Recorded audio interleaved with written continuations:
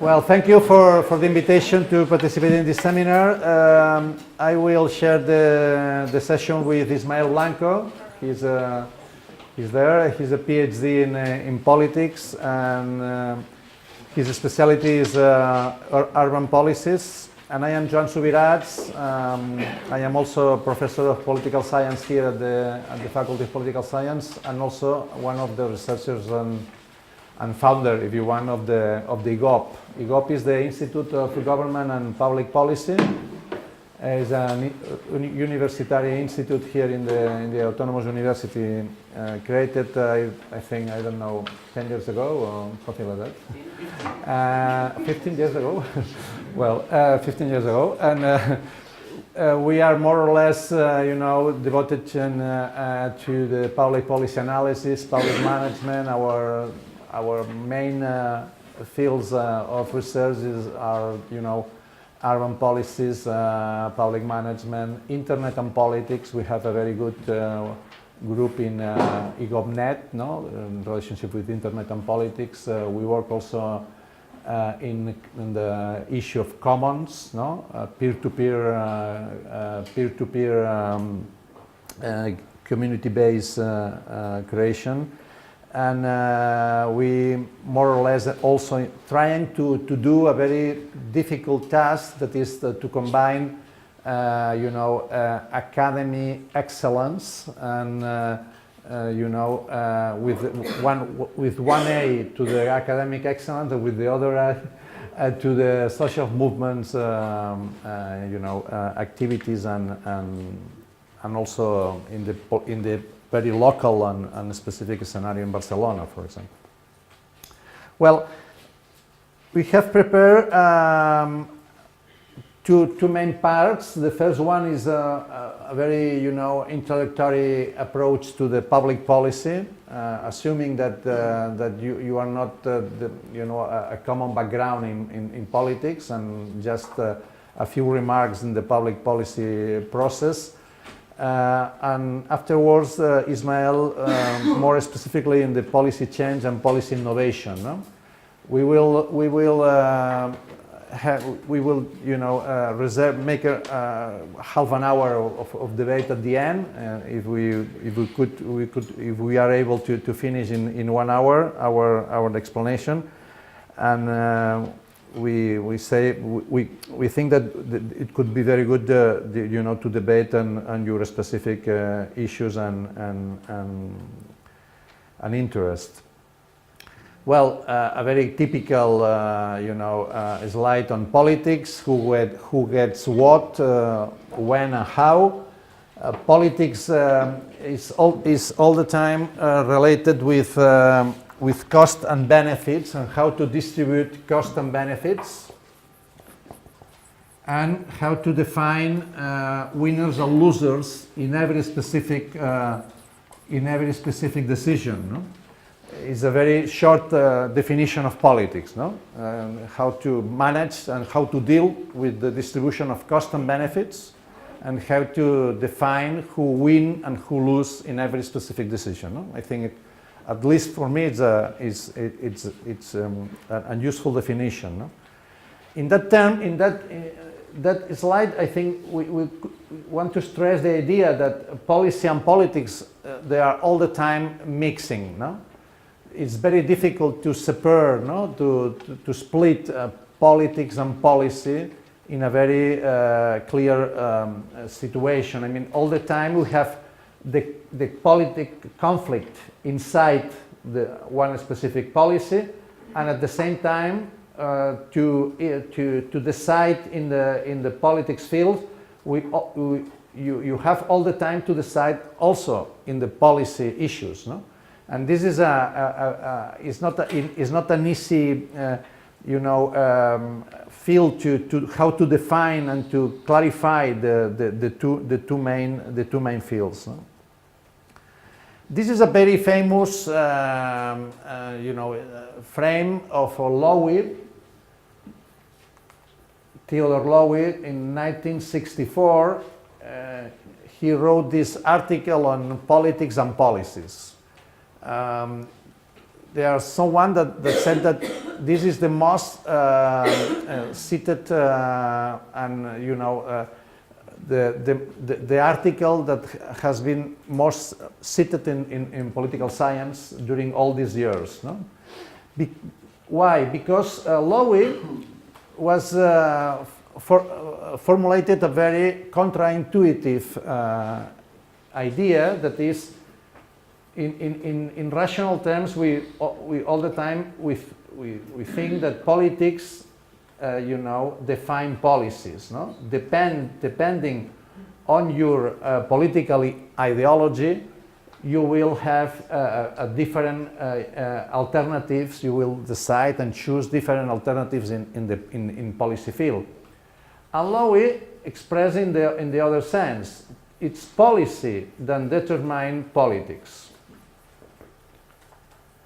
And he used this idea, and to express this idea, he defined four different kinds of policies. No? The constitutional policy, the regulative policy, the redistributive policies, and the distributive policies, using cost and benefits as the most important way of differentiating these fields.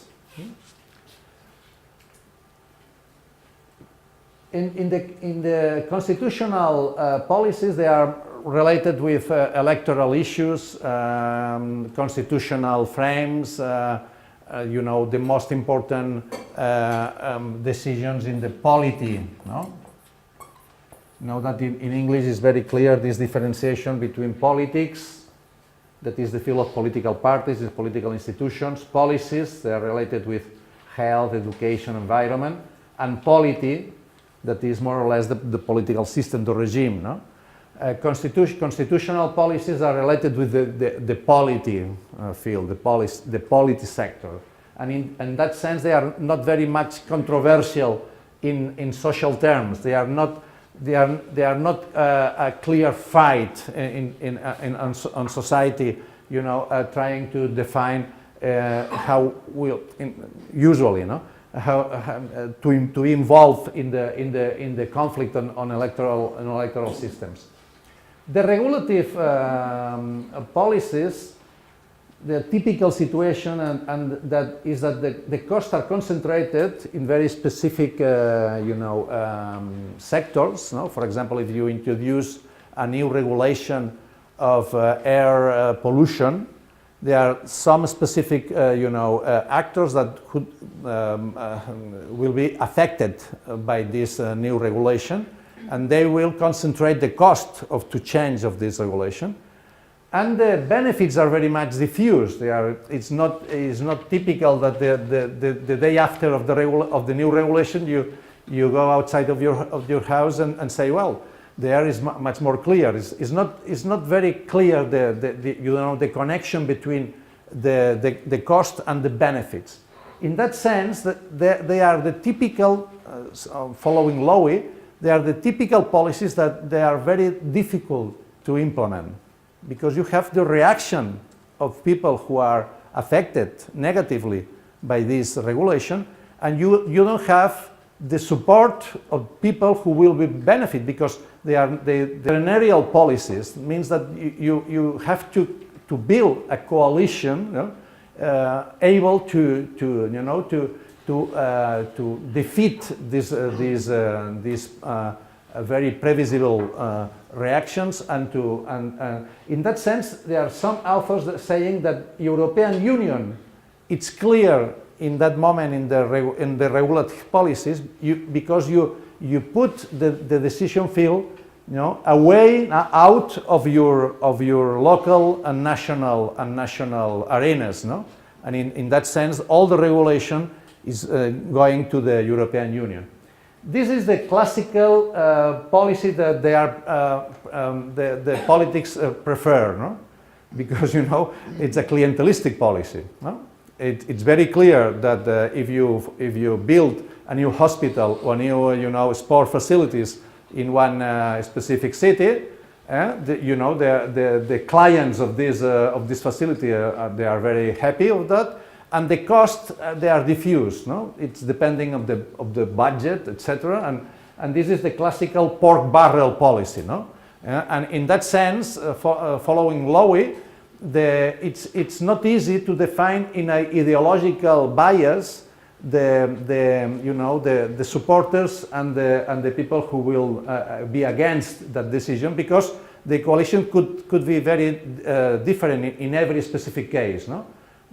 Some people on the right could support some people on the left, because in this specific area, on this specific city, on this specific region, they agree that they need a new hospital, independently of the political cleavage that they have in. And the redistributive is the classical policy that you could define in advance, the political cleavage that you will, no? Left and right, they are very clear. This is the typical case when politics define policies, no? But not the rest of the cases, no?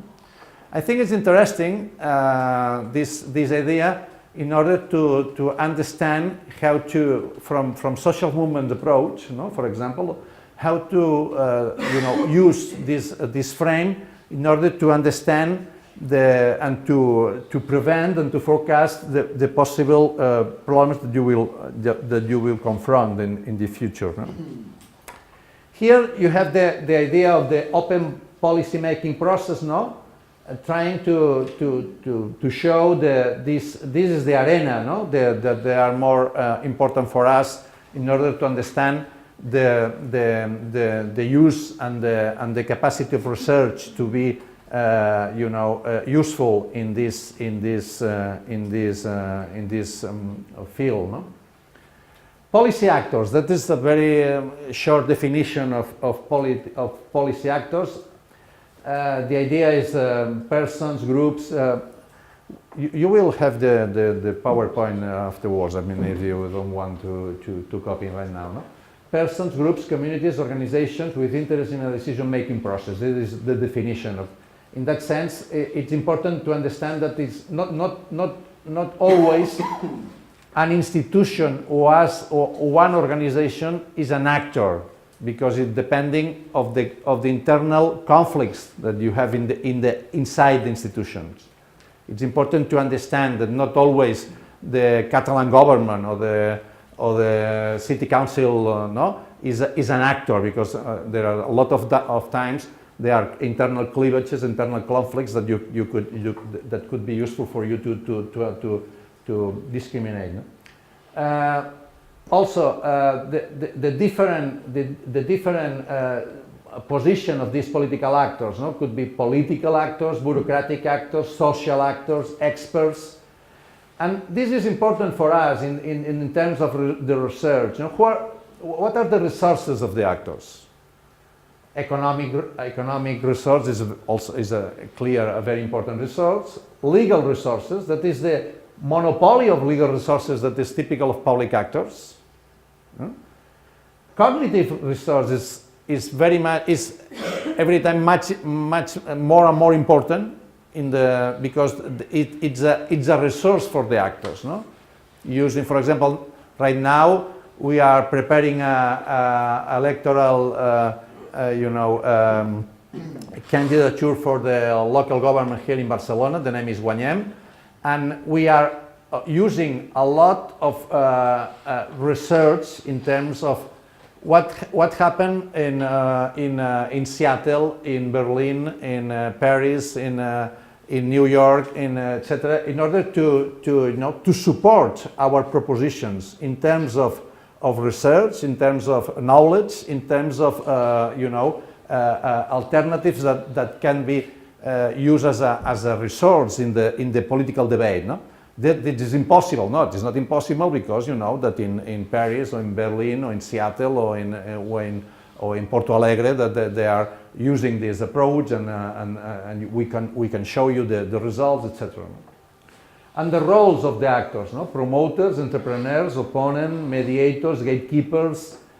This is also important to understand the difference between policy networks and issue networks. policy network is it's more related with the health policy network. No, they are the typical actors who act in the field of health. But if you are talking about the problems of the hospital of Tarragona with with a person who are not assisted, this is an issue network that usually is much more wide than the policy network. No? Right now, for example, in Barcelona, all the scandal about the Ciutat Morta, all this documentary on a case that happened 9 years ago, this is an issue network. This is a policy network of safety, policy, the policy, the police policy, etc., etc. But right now, the issue network is much more bigger and wider and wide than the usual network that is related with the specific field. No? We use this idea of networks as a metaphor. No? Citizens, social movements, parliament, this is in order to be against the classical legal idea of general interest. No? Institution as the only representative of the general interest. No? Here are a lot of actors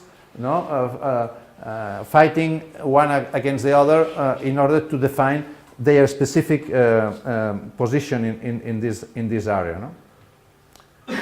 I think this is also important. No? If we talk about research, we talk about apparently about the technical feasibility of our solutions, of our proposals. No? And also, apparently, they are value-free analysis. No? This is very objective in a sense. No? In the other extreme, in the other corner, you have the political feasibility. This is the classical idea of an ideological sphere, and also the idea of the social acceptance of the solutions. In political terms, if one politician, you ask him or her to define what is important for him or for her, the importance is the political feasibility, the social acceptance of the solution, not the technical feasibility. If they have to choose, for them it's much more important the political feasibility, the social feasibility, than the technical feasibility. In that sense, it's very important to understand the combinations of the two feasibilities. No? The capacity to be, in the research term, no? When we talk about a lot in research on the policy making advice, or the policy report at the end of the research, we are talking for that specific area. And it's important to understand that if someone wants to be influential in the policy arena, it's important to understand these tensions between these two fields. No? Well, here is how to influence public policy. No? Combining stakeholders, building coalitions, community organization, educating the public, lobbying. Here, policy research and analysis. No? That means, I'm trying here to understand, to separate things that usually they are mixing, they are combining all the time. No? But to understand that, you have to use different elements, in order to influence the public policy situation. Well, we use a lot this idea of policy cycle, problem definition, agenda setting, policy development, implementation, and policy evaluation. We are talking of this specific area, problem definition and agenda setting. I think they are the most important areas in order to be influential from the point of view of research. Problem definition is right now very important. You know all the literature about frames, about storytellings, about the idea of how to frame a problem, how to define and how to be influential, using this frame as a main element. and how to also to be influential in the agenda setting, in the priorities of political actors. I think these two areas are the most important areas in our session. Well, about problems, no? What is a public policy in very simplistic terms? A public policy is an hypothesis of improvement, no? We are in a situation, is an A situation, and we build the hypothesis that if we apply here in this situation a public policy, a specific public policy, we will reach a situation that is better than before. This is a very short and simplistic definition of public policy. No? The first step is to define why a situation is a problem. No? And you have you could use this idea of problem as a discrepancy between what is and what should be. No? And here we introduce the idea of normative elements, no? Ideological elements, no? Because there is a confrontation between the idea of your idea of what should be and what is really is. And here is the first element to build, no? The idea of frame. But also it's very important to connect problem definition with solution, because otherwise there is no problem. If there is no solution, there is no problem. No? In policy terms.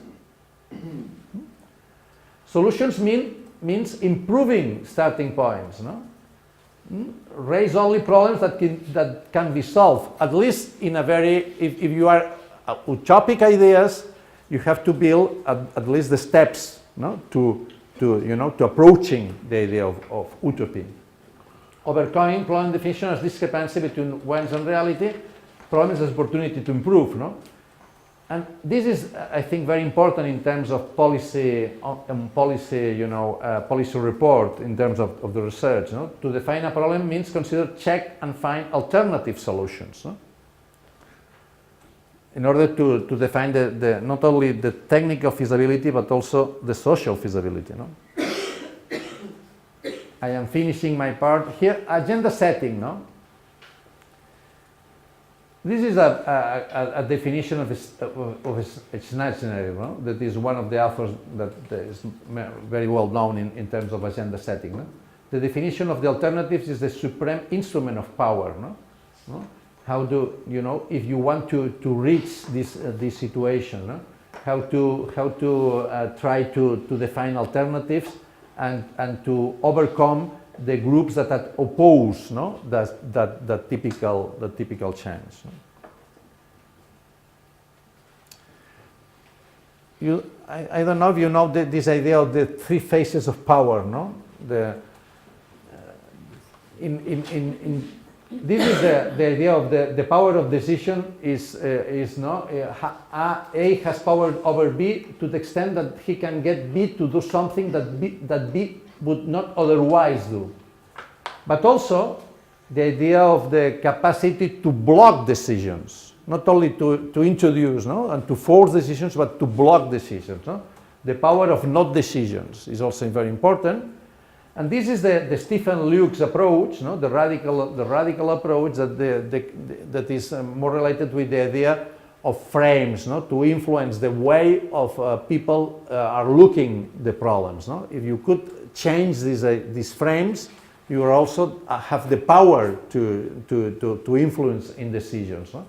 I think in that sense, all the relationship between decisions and media and decisions and social networks, etc., is very much related with that. No?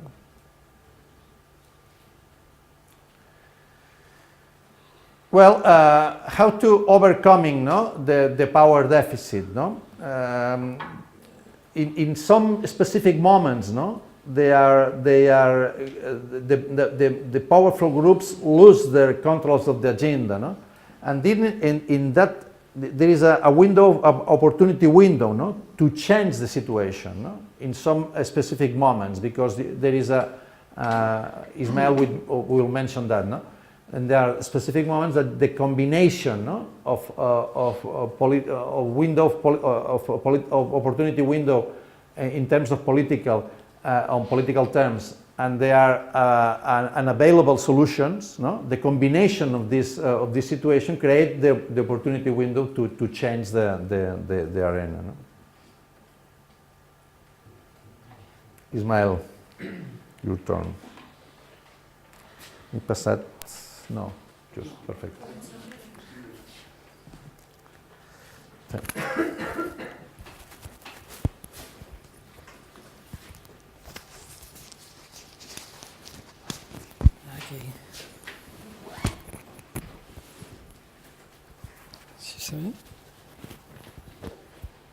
Okay. Okay, so as Joan has explained, I'm going to focus this part of the session on the question of policy change and policy innovation, that I think that it's the central topic of the session for the whole day.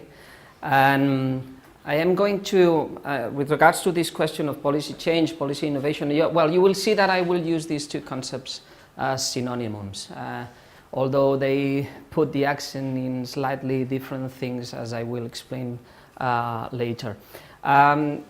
In order to address this question of policy change, I will cope with three main questions. The first one is why it's so important, why policy change and policy innovation it's so important. The second question is why it's so difficult, why it's so hard to achieve. And the third question is how does policy change take place? I think that's the title of the session actually. And well, we will put the emphasis on the importance of research, and Joan will speak again to talk about social movements, contentious politics, and their importance for policy change. And this will open up the debate. So why bother? Why policy change is important? I think that there are two main reasons that justify the importance of policy change. The first reason has to do with the working of democracy. I think policy change is fundamental in a democratic political system, because in a democratic political system we expect that there will be changes in the citizens' preferences. The citizens' preferences evolve and they change in time, or simply citizens may get dissatisfied with public policies, with the action of governments, with the outputs and the outcomes of public policies. So as long as the preferences of citizens change, or as long as they are dissatisfied with the results of government action, they, in a democracy, have the right to change governments. And if they change governments, they do it because they have the expectation that change in governments will entail change in public policies. This is what we expect to happen in a democratic political system. If our preferences change, or if we are not satisfied with the action of governments, then we will change governments, and we expect new governments to make new policies. This is what we expect to happen. Although as we will see, this is not what it will always happen. And sometimes there is a general complaint among citizens that all the governments do very much the same things. So change in governments do not necessarily entail significant changes in public policies. As I say here, policy change could be interpreted as an indicator of the proper functioning of democracy, and the lack of policy change, the fact that government changes do not entail significant policy changes, is also an indicator of a poor working of democracy. Then there is another reason, more specific reason that justifies the importance of policy change, that has to do with the historic context in which we are, and more concretely it has to do with the intensity and the deepness of and the depth of socioeconomic transformations. which is linked partially to the context of crisis that we are going through. For example, in the Europe 2020 strategy, the European Commission, when it formulates this strategy, it first recognizes that Europe is facing a moment of transformation, that the crisis has wiped out years of economic and social progress and exposed structural weaknesses in Europe's economy. The world is moving fast, and long-term challenges, globalization, pressure on resources, aging, intensify. So governments and the European Union concretely must now take charge of its future. So in this context of deep, rapid, intense socioeconomic transformations, policy change is a necessity. We have to innovate in the way we produce public policies. We have to innovate in the contents of public policies as well. So policy change is important because it is an indicator of the proper functioning of democracy, and public change is a necessity in this context of rapid and profound socioeconomic transformations. I would say that these are two fundamental reasons that justify the importance of policy change. But despite we all could agree on these general reasons, we also know that policy change is actually quite difficult. It's hard to achieve. This is the common experience that we have in the policy process. And this difficulty of policy change, in my view, it has to do with different types of factors. I would highlight these factors. I put them in a very intuitive manner, although there is literature and there is theory behind them. I will mention some of the theories that are behind these factors here. The first factor that makes policy change so difficult is risk avoidance and the aversion to conflict amongst elected politicians. Radical policy change may entail conflict, and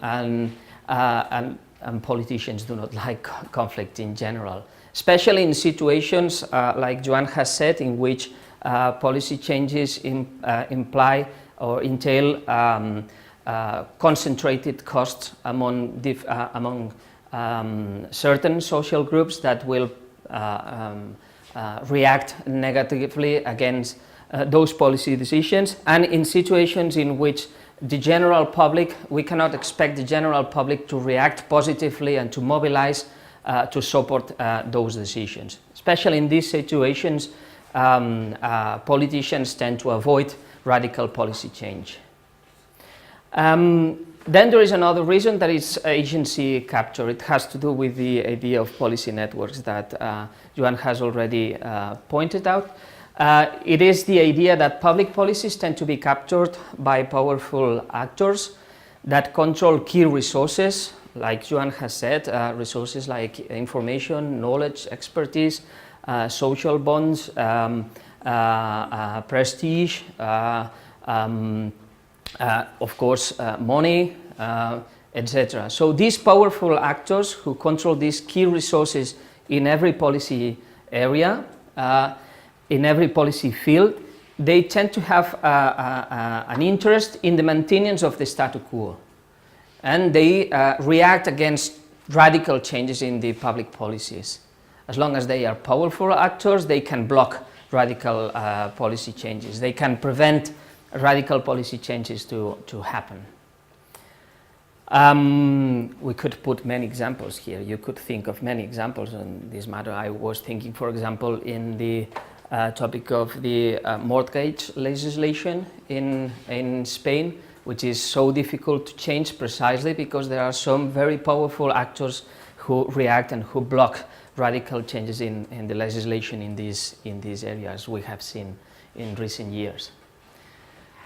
There is a third reason that makes policy change very difficult, that is the dominance of a bureaucratic culture that emphasizes, on the one hand, on the need of control. We expect all the organizations in public administration to comply with strict laws and regulations, that regulate the procedures of public organizations. This is important because from the bureaucratic point of view, we need control in the public sector. And then there is another element that characterizes the bureaucratic culture, that is the emphasis on formal equity. All citizens have to be treated in an equitable manner.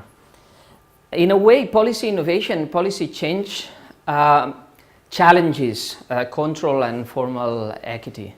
Policy innovation can be a source of instability, of disorder in the organizations, and it can also be a challenge to formal equity. For example, in the education field, the more that we promote policy innovation amongst schools, for example, the more diversity that we have in the system, and the more inequity that we can have, because we are offering different services to different groups of students, to different families, and maybe we can have some schools which are very innovative, which have the capacity to innovate and to provide very good services, whereas we have other schools which do not have this capacity, and as a consequence of this, policy innovation may be generating inequities in the education system,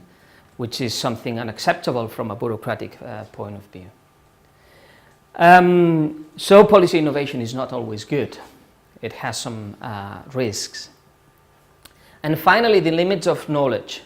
I think that in general, policymakers depend on what they know, depend on what they are always on what they have always done. They are dependent on the knowledge that derives from the existing public policies. This is something that there are some theories that highlight. For example, incrementalism. As I said, behind these factors that I have formulated in a very intuitive manner, there are some theories. The incrementalist model in particular is probably one of the most prominent theories that emphasizes, that stresses the infeasibility or the unlikeliness of radical change in public policies. So it tries to explain why public policies tend to be always very much the same, why we cannot expect radical changes to occur in public policies, why policy stability and policy continuity is the dominant norm in the policy process. Policy continuity, policy stability, and not policy change. Yeah? These are the core propositions of this theory. Policymakers, first, they try to simplify the analysis of possible options. They do not consider all the alternatives. They just focus on a small group of policy options. They just focus on these options that are of immediate concern to them and which differ only marginally from the status quo. And this is an important proposition because it, in a way, it questions the rational premise that the rational model in which we analyze the problem and then we consider all the alternatives, the costs and the benefits of these alternatives, and then we decide and we choose the alternative that maximizes the benefits and minimizes the costs. This is not what really happens in the policy process, because not all the alternatives are considered, but just a small number of alternatives which only differ marginally from what we already have. Policy movements from the perspective of the incrementalist movements, the incrementalist model, are based on trial and error interventions of intendedly marginal kind, so that unanticipated consequences may be coped with more easily. So it is a trial and error way of taking decisions. You are not going to make big changes to the existing public policies. You will just try with some new decisions that only differ marginally from what you already have. You will check if that works. If that works, you go on. If that doesn't work, then you go back to the initial situation. This has to do with risk avoidance. And finally, the incrementalist model defines policy making as a process of political and of social interaction, in line, as Joan has already said. So the policy making process is a process of negotiation, of bargaining amongst groups that promote and try to protect differing and competing interests and values. This is what the incrementalist model calls partisan mutual adjustment. So the policy process is a process of equilibrium, of balance between different and competing interests. So all this means that policy or political change occurs only marginally. That is, what will be the case tomorrow will not differ radically from what exists today, in the terms of Charles Lindblom, who is the founding fathers of the incremental model. Yeah? I think that this connects with common sense, with this general idea that yes, but I mean, we cannot expect big changes from politics and from policies. All governments will do more or less the same. A change in government will not necessarily entail big changes in policies. It doesn't matter if one or political party or another governs, because they will end up doing exactly the same things, or more or less the same things. Here there is a theory that tries to explain this very common idea. However, radical policy changes does sometimes happen. It is not true that policy continuity, policy stability is what always happens.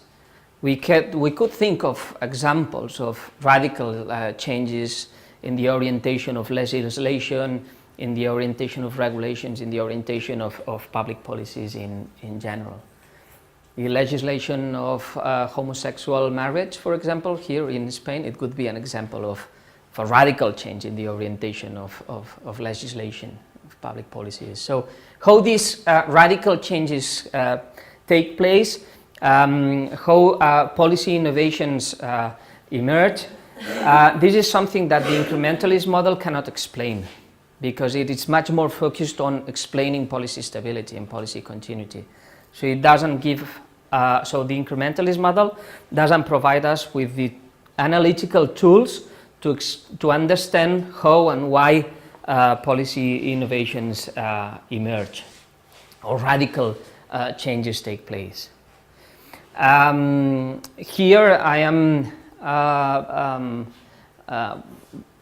referring to Baumgartner and Jones, that Joan has already cited, and well, they use this equilibrium punctuated theory that comes from environmental sciences. It is a theory that tries to explain the evolution of species, and they adapt this theory to understand the policy process.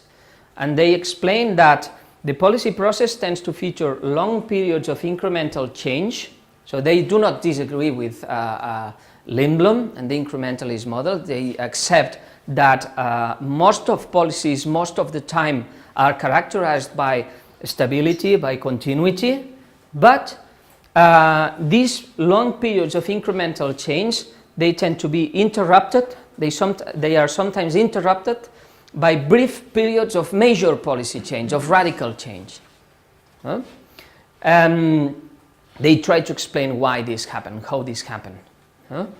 As you can imagine, the theory is much more complex that I'm going to explain, but the basic idea is that major policy change comes about when opponents, for example, social movements, manage to fashion a new policy image or images, policy frames.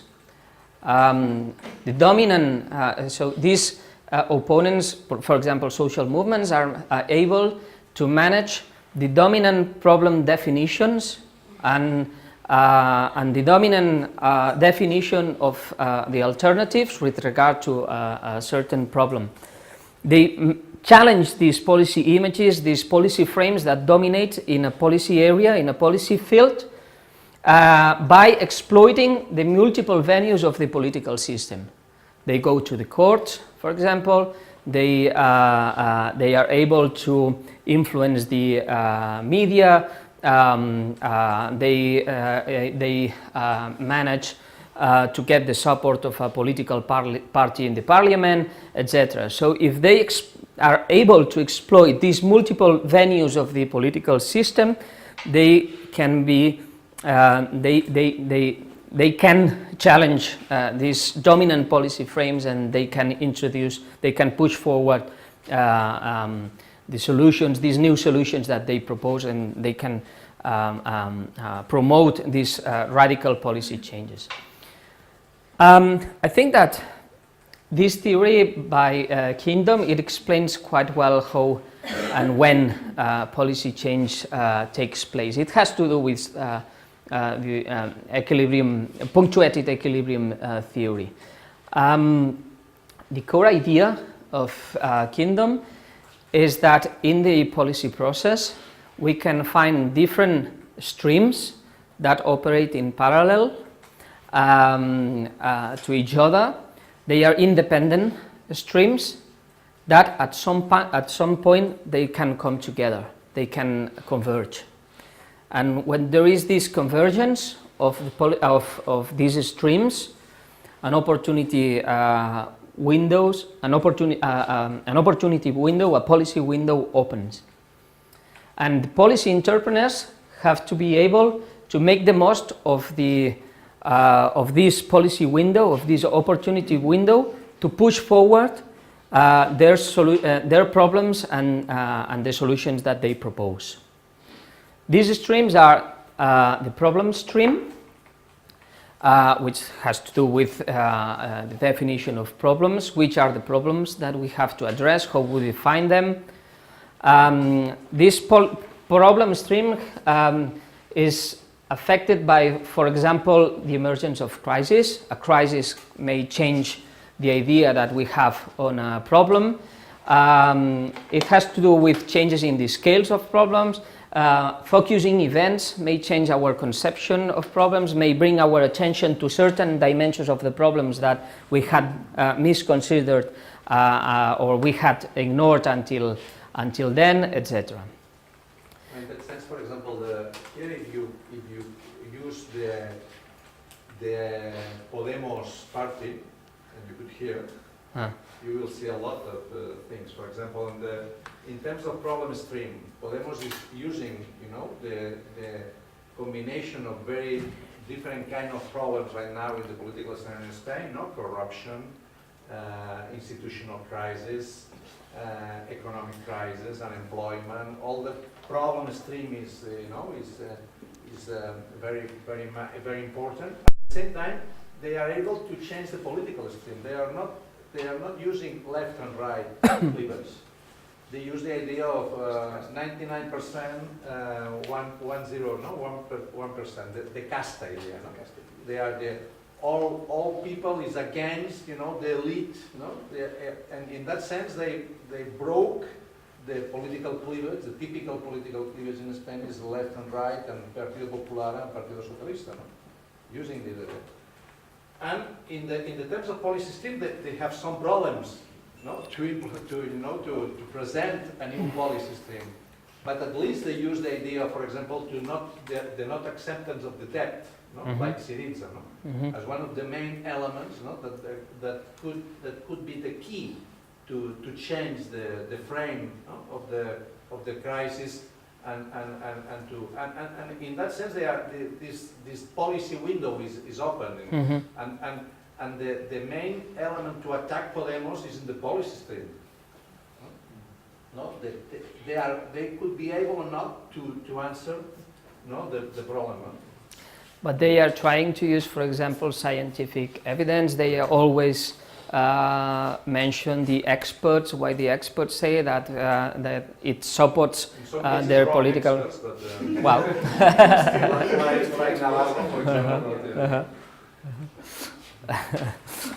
well, so, but the thing is that these streams, they go in parallel, and this is also, again, this is different from what we expect from the rational model. The rational model says we first have the political, the elections, we have the governments as a result of these of the elections. Then governments analyze problems, they make a diagnosis of the problems, and they take decisions that will solve these problems. So it is a sequential process from the point of view of the rational model. But from this point of view, these are streams that go in parallel and they are independent from each other. And they, at sometimes, they meet and they come together. Yeah? It is almost by accident that this happens. And when this happens, then an opportunity window opens. But this will be for a brief period of time. So you have to make the most of this opportunity window to push forward your problems and your solutions, because the opportunity windows will close. This is also a useful framework for understanding what is happening in Catalonia and in the national process. Yes, the crisis opens an opportunity window that the political actors are aware that it will close, so they have to make the most of it. Otherwise, they will lose the opportunity to make the changes to get the independence of Catalonia in that case. Yes.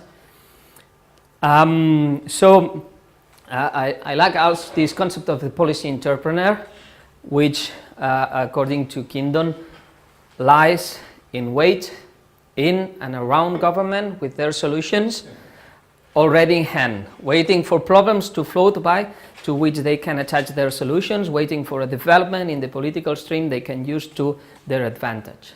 They are just there, waiting for the moment. And when the... Sometimes, for example, there are other authors that use the idea of advocacy coalition. People who are, agreeing in general terms, and they build a coalition, trying to be entrepreneurs in a certain moment. You could create, if you are able to create an opportunity window. For example, in the case of euthanasia, it was a very famous case in Spain, when one person was,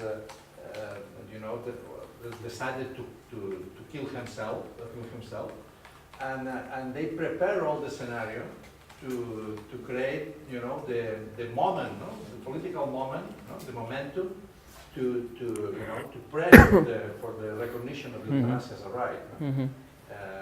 It was not the case at that moment, but they prepare all the and they prepare all the media also strategy to have a very big reaction. Yes, but this framework has been criticized because it tends to understand policy change as an accident, as something that we cannot plan. So it makes strategic thinking almost impossible. So you cannot be strategic, you cannot think of a problem, the alternatives, the solutions. You just have to wait and see and to make the most of the opportunity if it comes. But so it represents public policy as a non-intentional process. It's rather an accidental process. That it's public decisions they just come out because certain circumstances have emerged, but you cannot plan these circumstances and you cannot plan these conditions. Yeah? Although I still think that it's a very useful framework to understand how the policy process happens, and I think that it's quite more realistic than the rational model that thinks the policy process as a sequential process in which governments analyze problems, the alternatives and the solutions, which is not what usually happens. They just take policy decisions because there are some hazardous things that have happened. And there is also this idea of solutions seeking to problems rather than problems seeking to solutions, which is something that why I have adopted a local agenda 21 in my municipality.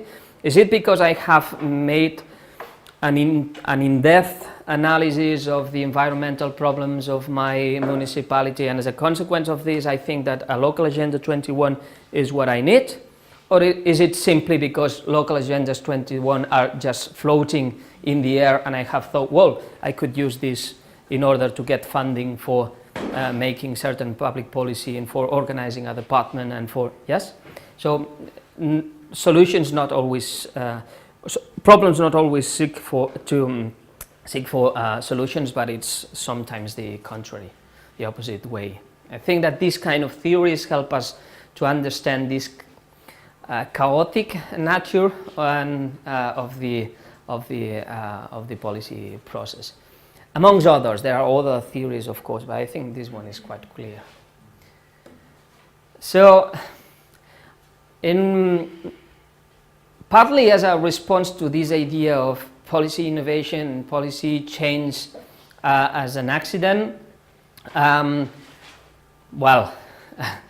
I mean, we are not at the same level in the debate, but Kim Brugué, Julia Boada and myself have elaborated a paper that we have circulated, and it is in Spanish because it's been published in a Latin American journal. But in this paper, we try to, we analyze and we compare different cases of policy innovation in Catalonia at the local and at the regional level. And we try to identify which type of factors have made possible those policy innovations that we have analyzed. And policy innovations, according to our framework, they tend to emerge first in certain micro-organizational settings, which are characterized by these three elements. The acceptance of ignorance. So in a way, these organizations tend to accept that expert knowledge is not enough, is not sufficient for understanding and for addressing collective problems. Risk assumption. They tend to accept risk-taking, that policy innovations may fail. They accept this possibility. They are allowed to fail in a way. And pluralism and hybridity. They are organizations in which people with different academic and professional backgrounds come together. This kind of organizational characteristics favor policy innovations to emerge. But these are just the conditions in which policy innovations emerge. In order to policy innovations emerge, we have to activate what we call different engines, which have to operate simultaneously. They have to act simultaneously in order these policy innovations to be activated. I'm sorry for the translations. I'm not sure that, I hope they make sense, but I'm sure that they are not the right words in English. The superior engine, the top engine, has to do with the incentives and the support that governments receive from upper tiers of government, like for example the European Commission, who can act as a promoter of certain policy innovations in the urban regeneration field, environmental field, etc. So upper tiers of government can provide incentives and support to policy innovations. And expert knowledge, like for example the one that comes from academic research, can also be a source of policy innovation in in governments, because from the distance you can analyze the problems, you can propose solutions that could be influential in the policy process. Then there is the internal engine that has to do with leadership, with political, organizational leadership, and with the staff. You need a committed staff with innovations, etc.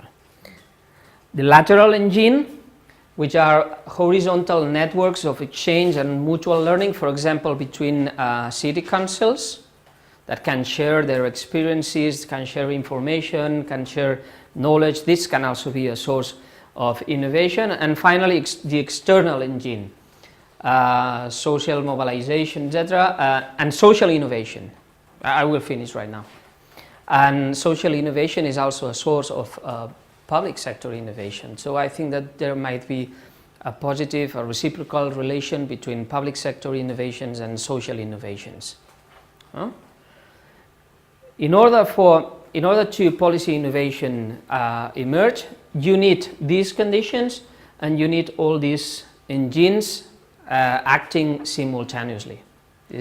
So this is a framework that in a way allows you to plan policy innovations. So if you want certain policy innovations to happen, you have to bear in mind, you have to take into account all these conditions and all these factors. So you can create the conditions for policy innovation, for policy change to happen. So it's not necessarily an accident, but it's something that you can create. Or at least you can create the conditions in which certain innovations could emerge. Joan, this is yours to finish and to open the debate. Just 2 minutes in order to finish this explanation and to open the field.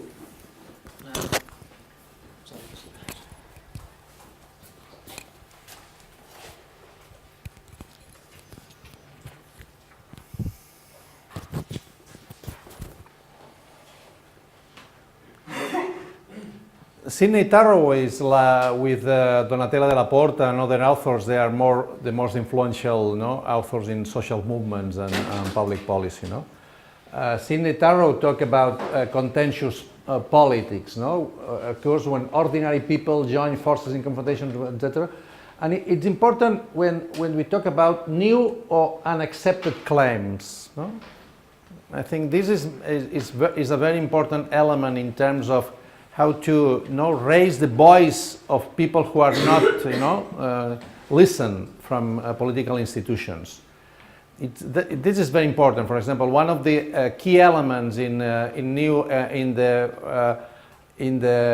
local elections in Barcelona next May will be the 47% of population has not participated in the last electoral elections. The half of the population in Barcelona was not listen in terms of political institutions. And I think the idea of unaccepted claims, and they are excluded from political institutions is very important.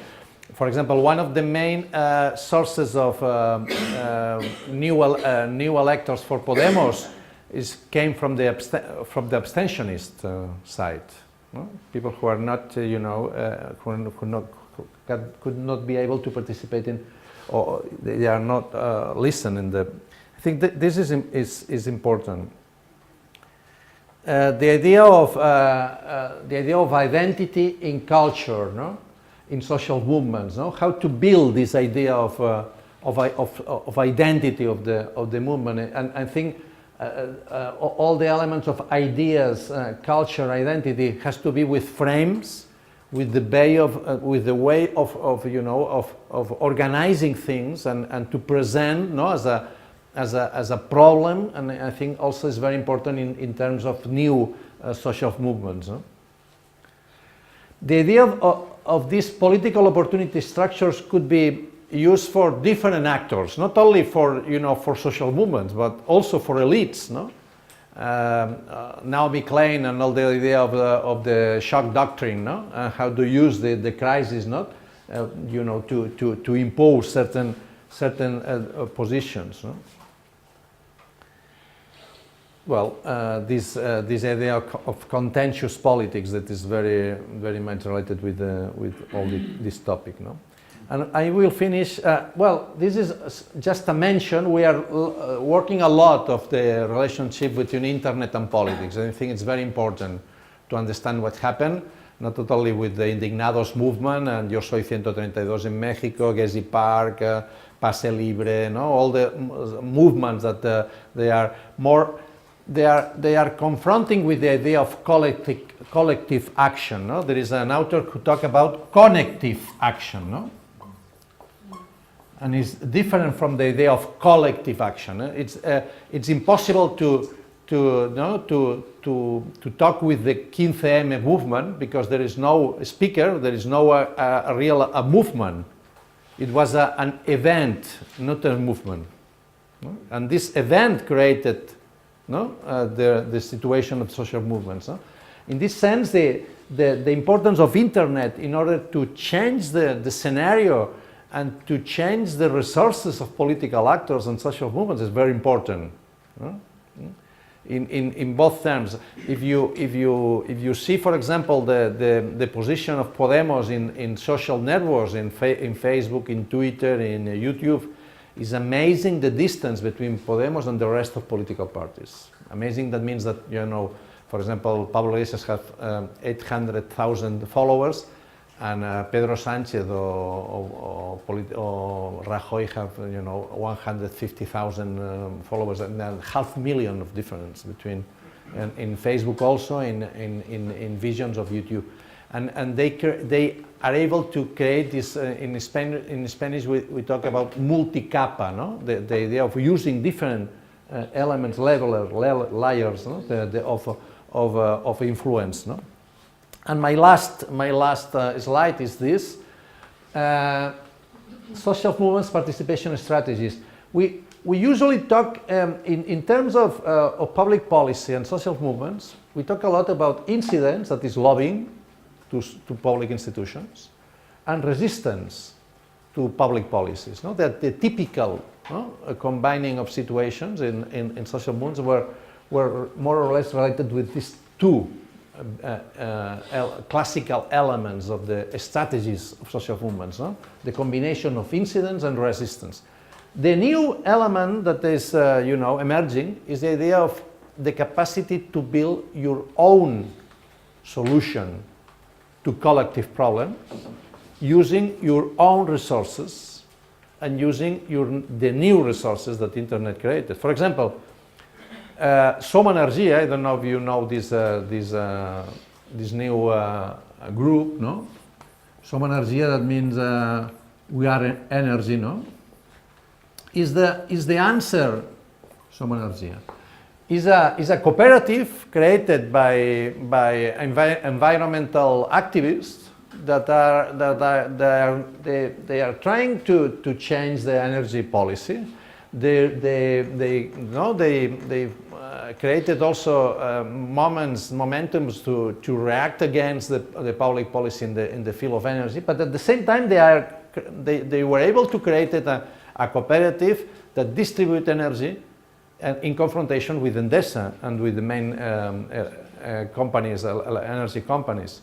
And there are other movements, for example, Som Connexió, that is a new cooperative created in the field of social communication that tried to compete with Movistar and with other companies. And for example, the Plataforma de Afectados por la Hipoteca, no? There's this movement against, ¿cómo se dice eso? Sí, evictions. They presented a new proposal of law in the parliament. They created, they resist the evictions, but at the same time they have the Obra Social de la Paz. No? They occupy buildings. They are using this building to put families there. I mean, this is a new strategy very much related with the idea of commons, of collective action, the capacity to be autonomous in terms of political institutions. Well, thank you. To talk, to ask, to debate. Yeah, please. Thank you both for the presentations. I'm not sure if I have a question or a comment, but I'll try to structure it as two questions. The first one has to do with the word innovation and change. Why do we use this word?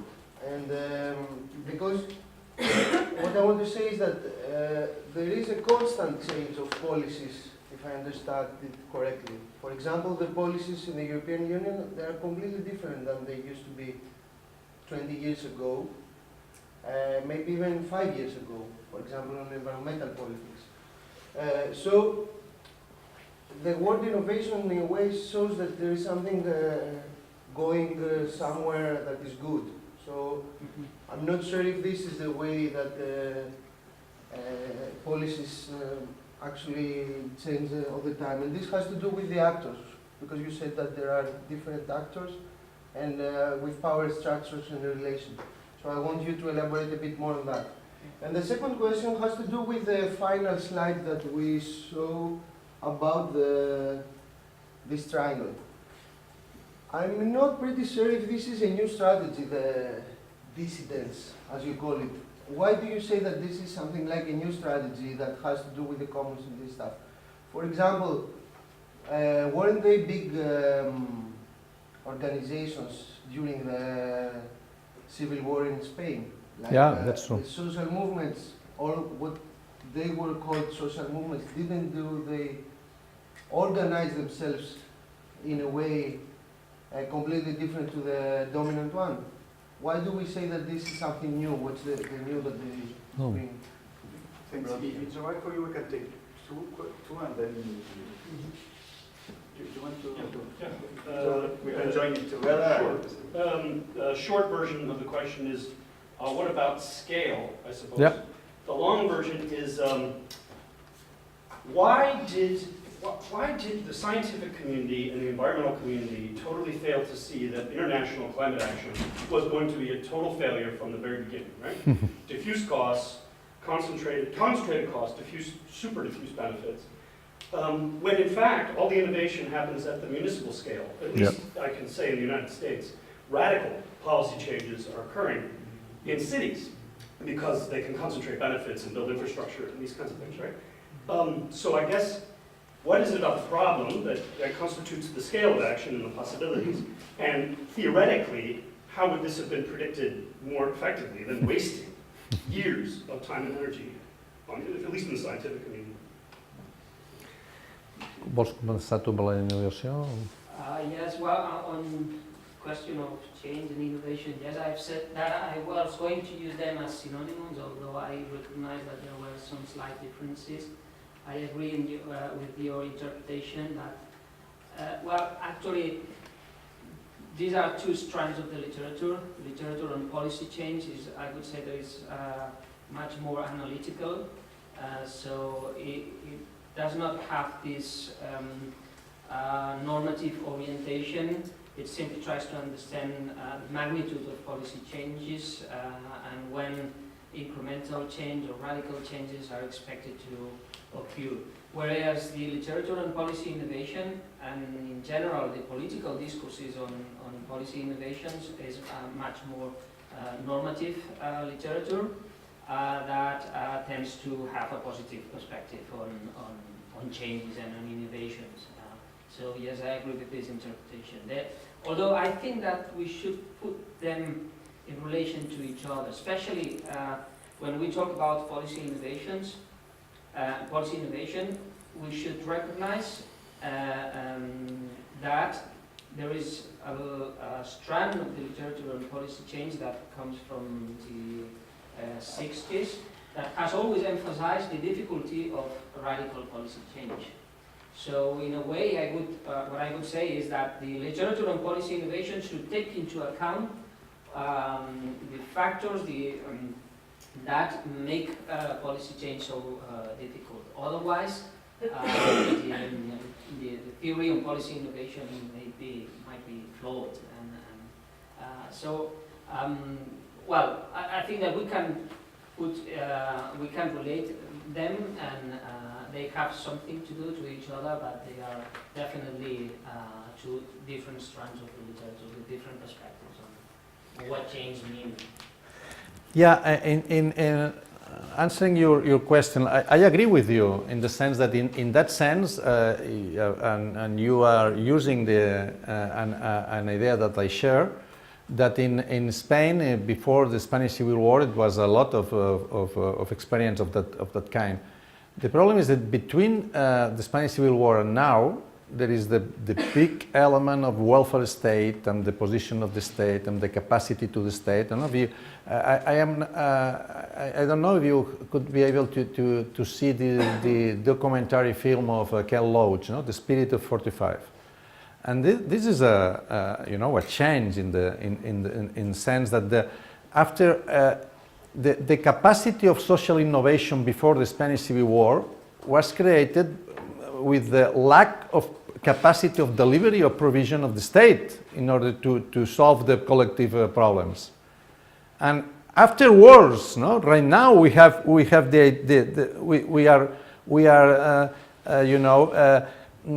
understanding that the traditional forms of government, they are unable to keep the promises and they keep the capacity of delivery, and they are not able to answer the collective problems.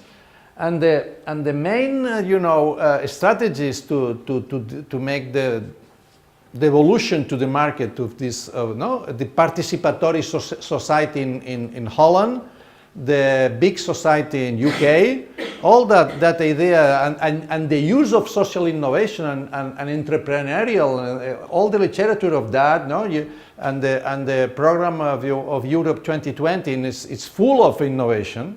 And the idea of innovation is, guys, there no more capacity of the state to answer all the problems. And you have to be able to understand or to create new alternatives. And in that sense, the one alternative way of marketing could be the social capacity, to build. That's because I stress the idea of some energy and other, and the idea of dissidence. And in that sense, the problem is scale. As Elinor Ostrom, show at the Governing of the Commons, it's not easy, to scaling, or for example, David Harvey, in the last book on rebel cities, he also talked about, the problem of scale, and that's the key element. I mean, there are some authors, like for example Benjamin Barber, this is a political scientist, American political scientist, that he said that the future, if you want, is in the hands of local authorities, because the more global element is local, and mayors talking, one of each other, they are much more able to understand each other, but also in that sense the problem is the scale. How to deal with the problems that are not local, they are global. And it's that scaling up is one of the challenges of these kind of practices, but then the other challenge is scaling out, how to spread these type of practices of autonomy, how to replicate them in different contexts. And I think that's another way of seeing the problem. It's not just scaling up and how to create new political institutions, but it's how to replicate this kind of and it's important to understand too that there is no only social innovation, but the capacity to recover, is the word, de recuperar, the recover the institutions. There is at the same time a capacity to build a strong social positions, and at the same time to be able to recover institutions, and there is a combination of two strategies, at that moment, at least here, not just to build a specific and autonomous field, but to be able to, because I think one of the lessons that I at least take after the vision of the Spirit of 45 of Kel Loach is that if you are, you know, using all institutions, the citizens are not more active citizens, but just clients of the institutions. No? And you have to be able to keep, no, the capacity, not only to, you know, to vote and to pay taxes, but also to be active in the public policies, because otherwise there is the clear this democracy of delegation is there has nothing to do with the democracy of appropriation, if you want. No, it is different in that sense. Questions? Okay, so I can list three. Thanks. I also wanted to make a comment about policy change and what you said about the difficulties in changing policy. What I was thinking is, what is political economy in all this? You know, you mentioned elements like risk avoidance, agency capture, bureaucratic culture, limits of knowledge. But what's the role there of power relations in society, and what's the role of the class bias of the states? So for me the problem is not so much that there isn't change, but that there is often change in the wrong direction, and when there is a social demand for progressive change, then yeah, there is a problem of self-preservation of the status quo. But this, in my opinion, has to do with, again, with the fact that the state reflects power relations in society, and the fact that it is a capitalist state. So it has a structural bias towards defending certain interests and blocking change in a progressive direction. I think it's similar to what he asked, but just going back to the concept of innovation, what if you see innovation more like a scam, like an illusion, which is just meant to kind of capture alternatives and other people into the greed of governance, and then the whole purpose is to kind of preserve privilege of because power is, if it's understood only as something that is captured, you just have a change of power, you know, from some elite to one elite, and you how do we escape this understanding of power that is very limited, I think. Yeah, it goes into that direction, because I was thinking that the way you presented the whole thing, I see like three layers: politics, politicians, policy, and public. And in large scale, when we look at it in large scale, the small scale, local, let's say local movements, local policy change processes, you say you have to be autonomous, you have to have your own this and that, but who are you? Like the issue of identity again. The issue, excuse me? The issue of identity in building movements and fighting for a particular policy change.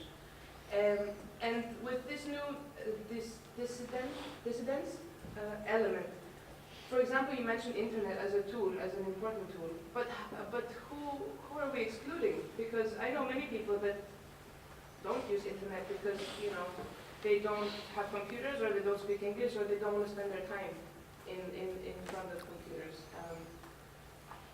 So yeah, it goes together with Irina's question on is it just about replacing who is in power? And we will do a last round if it's all right for you. We will try to be short. You can speak a little bit, and afterwards we'll have the break. So maybe if it's all right for you and you can be there, you will still have some time to do some other questions. Okay, so just think about that. Tenías una pregunta más. Yes, I totally agree with the idea of the importance of political economy, class relations, power relations. In a way, I have formulated all these factors in a very intuitive manner. In my view, the idea of power relations, class relations, the importance of political economy is related to the second factor that I have called agency capture, because public agencies tend to be captured by the most powerful actors whose power comes from class relations in most of cases. So economic power is a fundamental resource of political power and political influence in the policy process, of course. Not only, though, knowledge, expertise, capacity of mobilizing people in streets, they are also resources important in the policy process, but of course economic power is fundamental resource, and this is related to political economy. Yes. I totally agree with the economy. Yeah, I share all the doubts that you raise. No, I mean we are trying to understand and to look for new elements to answer the lack of capacity from the typical public institutions to deal and to solve the collective problems. No? There is a very useful book that is the handbook of social innovation, and the author is Frank Mullaert, the editor. I don't know if you know it. You know him? There is someone who know him. Frank Mullaert, he has been able to convene a set of different articles, papers, and experience, trying to understand what that means, this social innovation, not in the typical terms that uses World Bank and International Monetary Fund and etc. No, trying to understand other, a more alternative way of using social innovation. No? And they use a frame of using two axes. No, one is the capacity and the relationship with the institutions, and the capacity to be empowered with this situation and to be able to deal with in an autonomous way with the social problems. And the other axis is on the capacity to solve or to answer core problems of people, not just episodical or elements or peripheral problems, but and I think it could be used for you to because we don't have enough time to debate on that, but it's crucial in that moment in Europe, the debate on social innovation, because is the literature of social innovation. And we could just not to accept this topic, or try to use this topic in an alternative way. I think that's the key element. And of course, the relationship with institutions is another key element. No? And because at the end of the day, who are the owner of the institutions? No? This is the main question. I mean, they are citizens, the owners of the institutions, or they are the politicians who, in a temporary basis, they occupy these institutions. No? And in that sense, this very simplistic question, it's a very important question, because all the resources that they have, the institutions, could be used for citizens without the intermediation of politicians. And it's also an answer to your question on internet. Internet is one of the key elements of internet is that made obsolete all the intermediation process who are not able to create added value. And a lot of public institutions, they are not able to create added value. Not only public institutions, but a lot of institutions. I don't know, university, for example. I mean, we have to understand that there is no crisis, that this is a change of era. And we have to reveal our concepts in that sense, no? Using the past also, no? Using the past, no? But to be able to understand the new scenario. This is my idea of this. Thanks. Let's do a last round of questions. And myself. It's a couple of questions for Ismael. Thank you both for the presentation. The first one is, Ismael, you presented us some sort of, if I understand correctly, reasons for policy change, or what motivates what.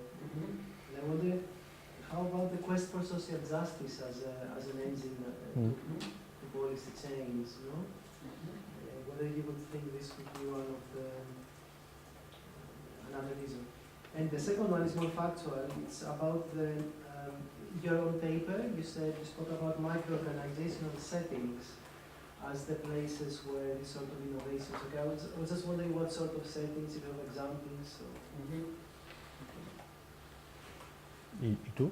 Volvías a hacer una... The question is regarding going back to 1964, not to lobby theories. You mentioned that the constitutional institutions or policy issues are usually not very confrontative, but somehow I have the feeling that now this is not anymore the case in many The constitutional. For example, you can see in Latin America all the professors constituyentes that have already taken place. You can see also here very clearly the political discourse, the idea of professor constituyente.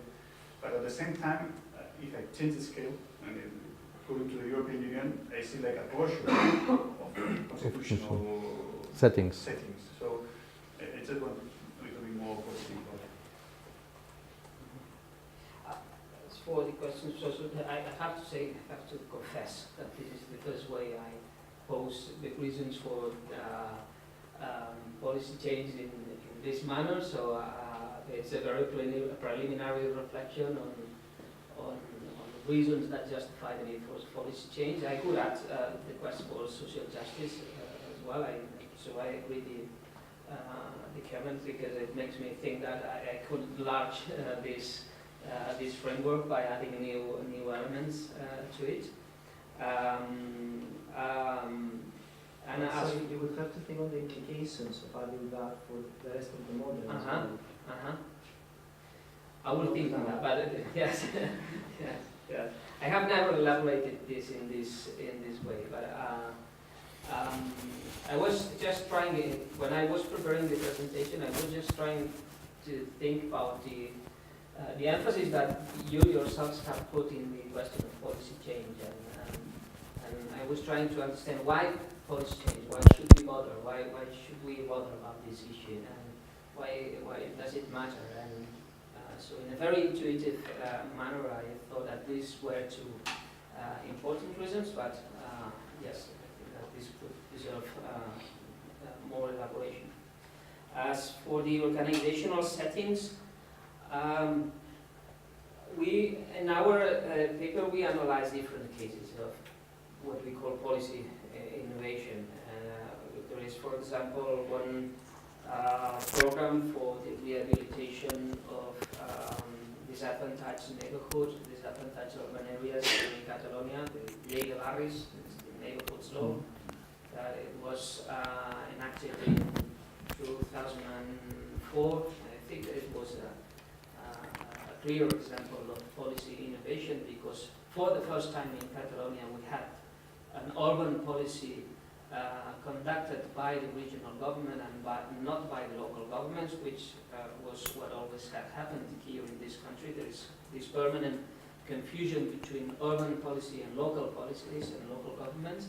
So for the first time in the country we had a regional urban policy. This might not be an innovation in other countries like in the UK, but it is certainly an innovation here in Catalonia. Then we had this observatory of the landscape, which changes radically our conception of landscape, not as something that we see, but and not as something that is necessarily beautiful, but it's simply something that we experience in our day-to-day, and it is not necessarily beautiful. It's not just a postcard, but it takes part of our lives. Then there was another example that it was the civic centers of Girona, a city in Catalonia that conceived themselves not as containers of cultural activities, but they are conceived of as a central element in social inclusion policies. We use cultural activities in order to promote social inclusion, yes, and you do that through social workers, community organizations in that area, etc. But you conceive, this is also a radical policy innovation, because civic centers here in Spain, they are always conceived of as containers of activities. They are just buildings where things happen, but there is no any intentional idea behind them. So here, they innovate in this sense as well. And the other example was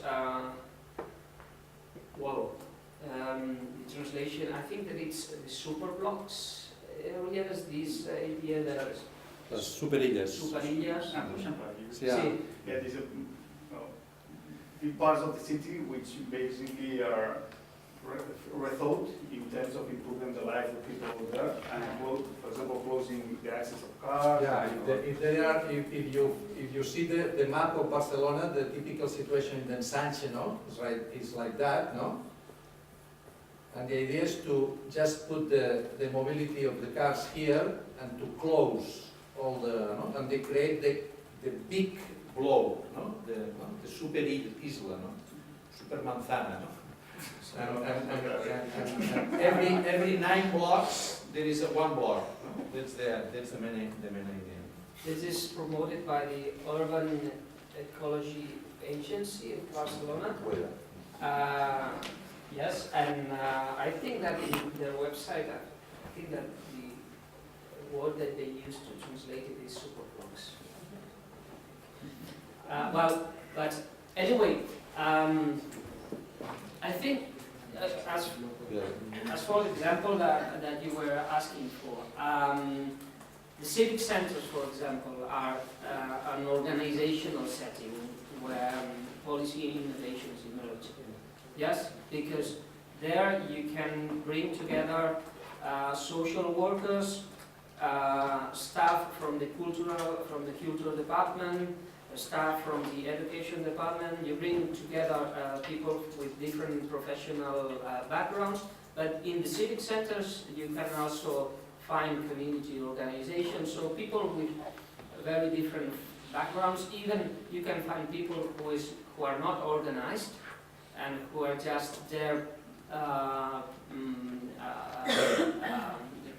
putting forward an idea or a project that and they receive the support of the city center to do it. So that's a hybrid organizational settings where you can find people and organizations of very different kind. And in this kind of organizational settings, I think that it's where policy innovations can emerge, and not in the typical organizations of a bureaucratic system.